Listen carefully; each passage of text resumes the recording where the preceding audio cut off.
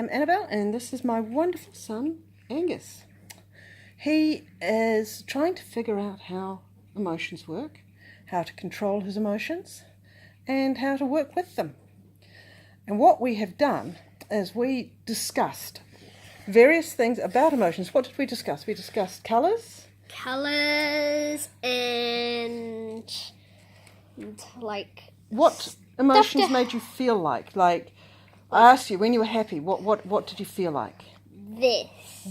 Dabbing bendy. And then when you started to get anxious, what did you feel like? More bendy. And when you started to get really, really, really angry, ink bendy, yes. Cyanide bendy. Cyanide bendy, sorry. And when I was really pissed off, Monster bendy. Beast bendy. Beast bendy.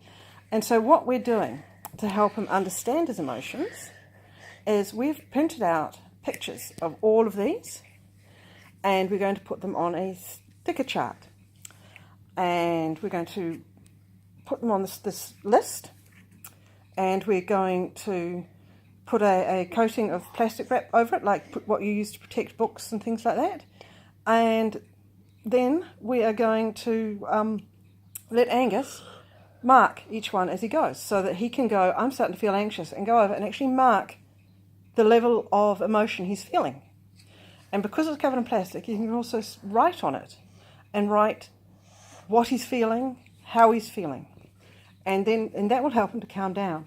And he can also start to sit there and think, what made me get there? Now, these are all stages that need to be done, but it's going to take a lot of time, and we will show you the chart shortly. Okay, now what we've done is we've done this chart. I will show you. You can see it on the ground there. Angus is being wonderful. He's holding it. Now this one is very, very tall. And look, the light. It starts off with dabbing bendy, the light looks and then it like works down and down and down and down. Dun, dun, dun. And he can mark each one as it goes. I'm going. Now, as you can see, that one is a really big one. That one is for at home. We're doing another one smaller for school, because he's moving into a new classroom, which is scary, and he's moving into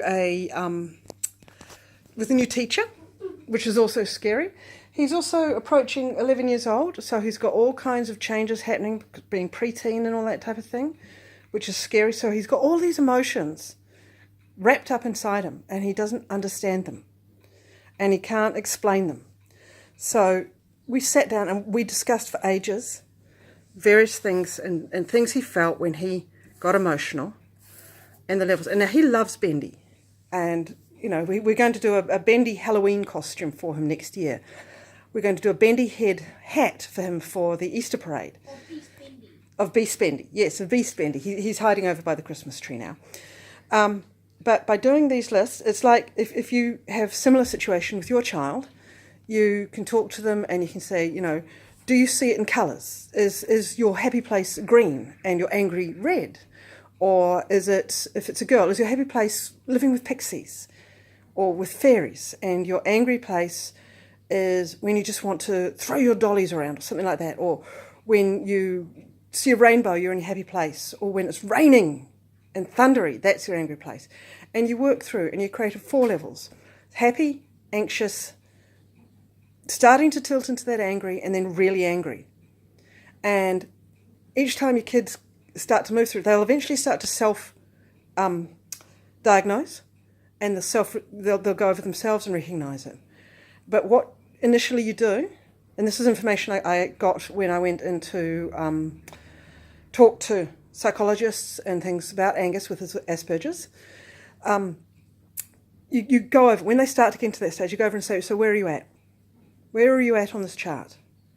And they can point it out. And my idea and Angus's idea, to be honest, it was actually more Angus's than mine, was to use bendy, and also to coat it so that he can actually mark on the chart where he's at and how he got there. Even if he can't write, I mean, he's dysgraphic, so he can't write properly, but he can give himself some ideas, or he can colour it in. He can use colours to vent some of that feeling. And things like that. And slowly they'll start to recognise when they're moving through, and they'll start to be able to put in place things that can help them stop progressing and take a step back. help them to relate the emotions to what's happened, either at the time, because it might be a trigger that's happened at the time, or a trigger that's happened in the past. You know, it can be days previously, sometimes weeks. Angus had one situation that happened months previously. But they can find it, they can relate it, and they can bring it out, bring it to the foreground and start to understand the emotions. Once you understand, then you can start to control and take possession of your own emotions, because there are no emotions that are bad. This is something I make sure Angus knows. There are no emotions that are bad. But there are just emotions. It's all that. They're just emotions. And particularly at this time of year, we've got the hypersensitivity, you've got the Christmas, and you've got all of these things. And it can freak out our kids, really freak them out. But there's nothing wrong with them being afraid. And they need to know that. There's nothing wrong with crying, there's nothing wrong with being afraid. What's wrong is letting it control you. Because when it controls you, you don't have control of yourself. And it's a lack of control that Angus finds hardest.